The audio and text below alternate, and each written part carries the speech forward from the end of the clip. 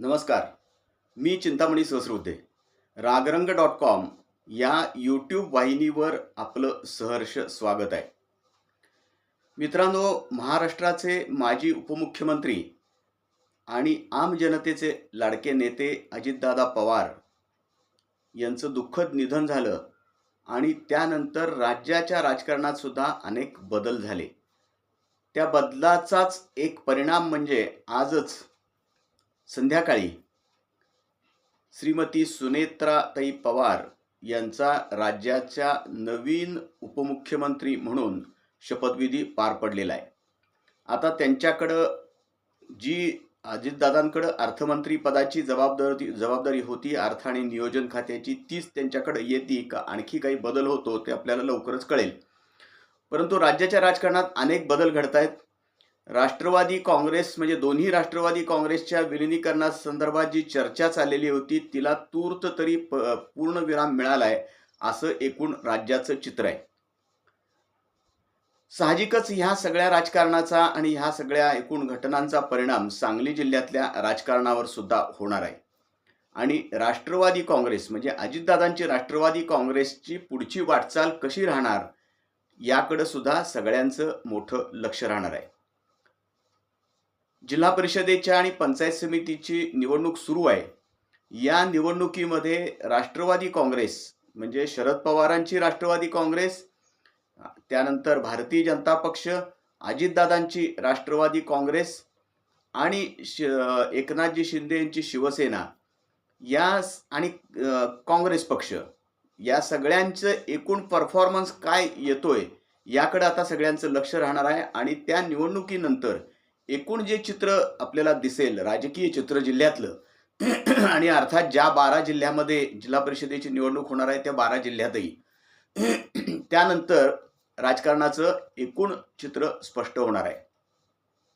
सांगली जिल्ह्यामध्ये महापालिका क्षेत्रामध्ये तरी निश्चितपणे राष्ट्रवादी काँग्रेस म्हणजे अजितदादांच्या राष्ट्रवादी काँग्रेसनं चांगलं यश मिळवलेलं आहे.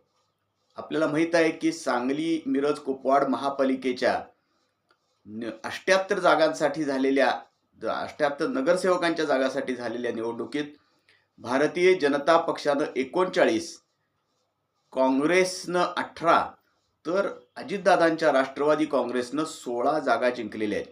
शरद पवारांच्या राष्ट्रवादी काँग्रेसला अवघ्या 3 जागा मिळाल्या आणि शिंदेंच्या शिवसेनेला 2 जागा मिळाल्या.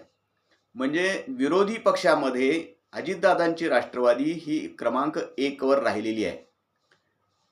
याचाच अर्थ असा की गेल्या निवडणुकीमध्ये जी काँग्रेस आणि राष्ट्रवादीमध्ये जागांची विभागणी झालेली होती त्या विभागणीमध्ये काँग्रेसला 20 जागा मिळाल्या त्या आणि राष्ट्रवादी काँग्रेसला म्हणजे अखंड राष्ट्रवादी काँग्रेसला 15 जागा मिळाल्या.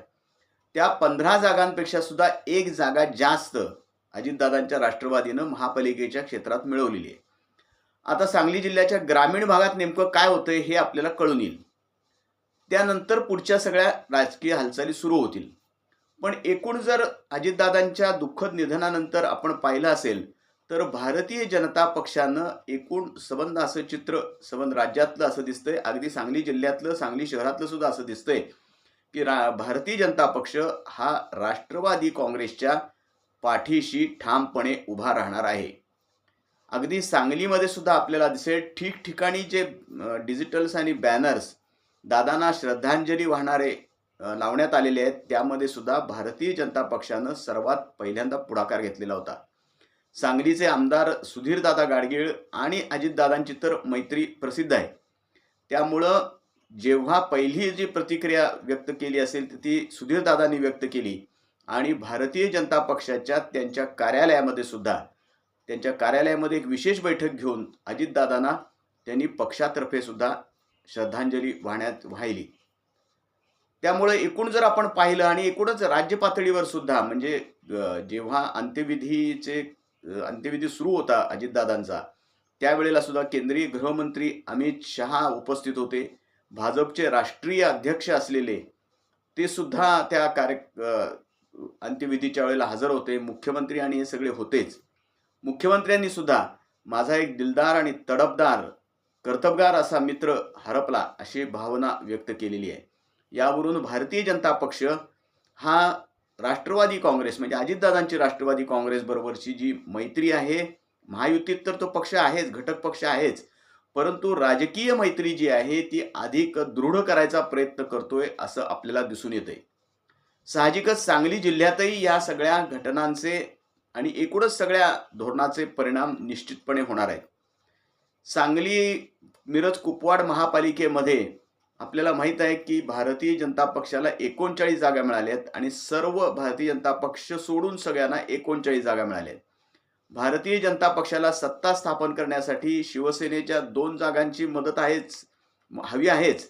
त्यापेक्षाही जर राष्ट्रवादी अजितदादांची त्या 16 जागांची मदत मिळाली तर भारतीय जनता पक्ष आणि राष्ट्रवादी काँग्रेस यांची सत्ता अधिक प्रबळ होईल, अधिक मजबूत होईल, अधिक स्थिर होईल. त्याचा निर्णय काही दिवसामध्येच होईल, म्हणजे महापौर पदाच्या निवडणुकीच्या वेळेलाच त्याबद्दलचा निर्णय व्हायची शक्यता आहे. आता सांगली जिल्ह्याचं जर एकूण जिल्हा परिषदेच्या निवडणुकीत सुद्धा तशी वेळ यायची शक्यता नाकारता येत नाही.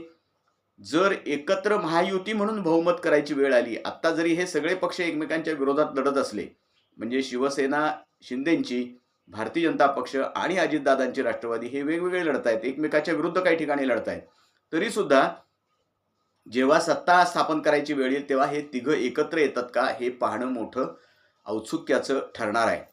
परंतु एकूण भारतीय जनता पक्षाचं धोरण जर पाहिलं आणि ज्या पद्धतीनं तातडीनं मुंबईत सगळ्या हालचाली झाल्या आणि सुनेत्राताई पवार यांची उपमुख्यमंत्रीपदी निवड पण लगेच झाली आणि त्यांचा शपथविधी पण झाला, ह्या सगळ्या घटनांचा वेग पाहिला तर भारतीय जनता पक्ष आणि राष्ट्रवादी काँग्रेस अजितदादांची यांच्यामधले मैत्रीचे संबंध अधिक दृढ होत जातील असं आजचं तरी चित्र आहे. जिल्हा परिषद निवडणुकीत काय होते आपण पाहू.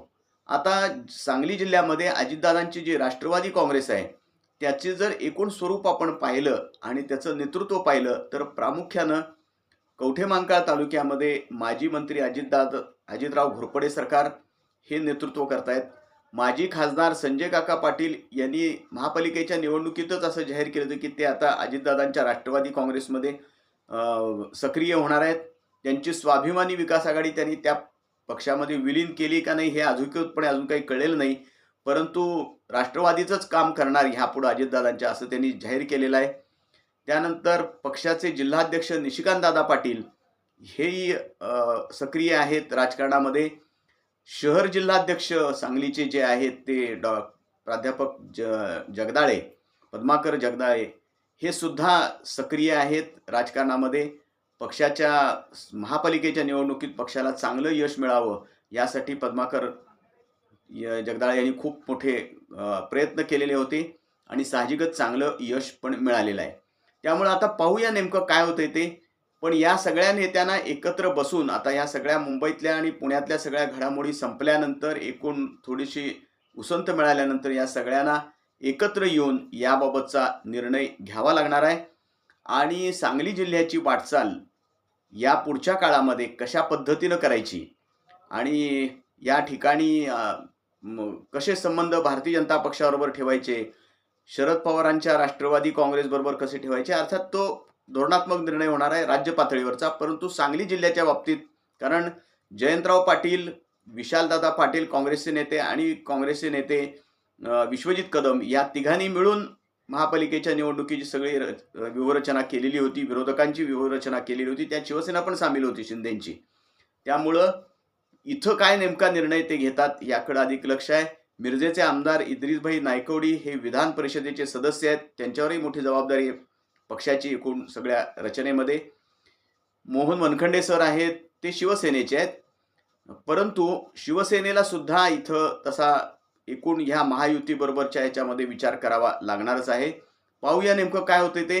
परंतु राज्याचे सगळे संदर्भ बदललेत, त्याचाच परिणाम जिल्ह्यातल्या आणि महापालिका क्षेत्रातल्या सांगली शहरातल्या राजकारणावर सुद्धा होण्याची शक्यता नाकारता येत नाही. पाहूया नेमकं काय होतंय ते. काही दिवसातच आपल्याला काही गोष्टी स्पष्ट होतील. विशेषतः जिल्हा परिषदेच्या निवडणुकीनंतर निकालानंतर आपल्याला हे चित्र अधिक स्पष्ट झालेलं दिसेल. आमचं हे रागरंग.com हे जे यूट्यूब चॅनल आहे हे आपण लाईक करा, शेअर करा आणि सबस्क्राईब करा. धन्यवाद.